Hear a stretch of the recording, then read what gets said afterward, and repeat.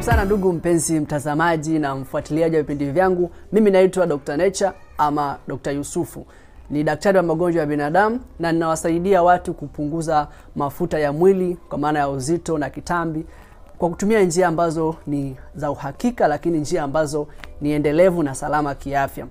Mimi kama daktari nafahamu umuhimu wa kupunguza uzito, kwa sababu uzito mkubwa ni kihatarishi cha kupata magonjwa mengi sugu, ikiwemo kisukari, pressure na magonjwa mengine zaidi ya 25 kama magonjwa ya mifupa, magonjwa ya magoti na magonjwa mengine kibao.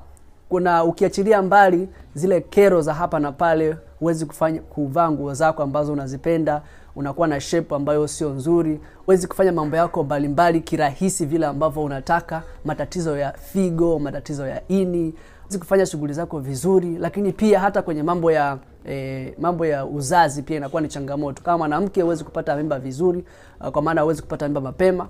Kwa hiyo kwa kupunguza tu uzito, kuondoa kitambi, unajiweka katika mazingira mazuri ya kuwa na afya njema.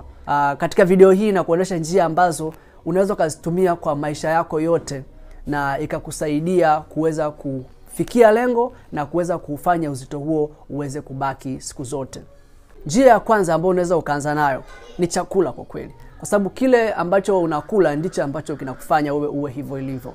Na kwa mtu ambaye tayari una mafuta mengi mwilini na kitambi au una uzito mkubwa, tayari ule uwezo wa mwili kuweza kumeng'enya chakula umeshaathiriwa, kwa maana ya kwamba una hamu kubwa ya kula, unataka kula mara kwa mara, kwa hiyo unazidi kuongeza mafuta zaidi. Kwa hiyo unatakiwa kupata chakula ambacho katika hatua hii ya kwanza kitakusaidia kuweza kurudisha mawasiliano ya mwili ili uweze kuwa na appetite kidogo, kwa maana ya kwamba appetite ile ya kawaida, ili usiwe unakula sana.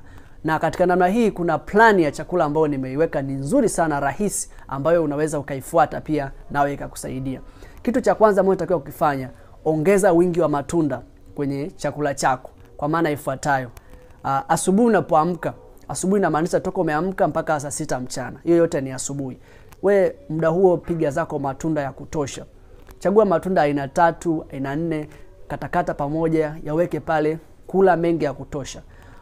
Ukisikia kuna njaa imerudi labda kabla ya saa 6, kula mengine mengi.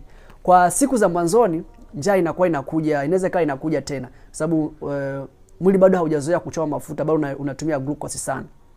Kwa siku za mwanzoni ukisikia njaa tena, kula mengine. Kama haijafika saa 6, kula matunda muda huo mengi kadri ambavyo unatosha. Usijali kuhusiana na matunda yale ambayo ni matamu kama maembe, machungwa, mapapai, ndizi. Yote haya ni matunda mazuri ambayo unaweza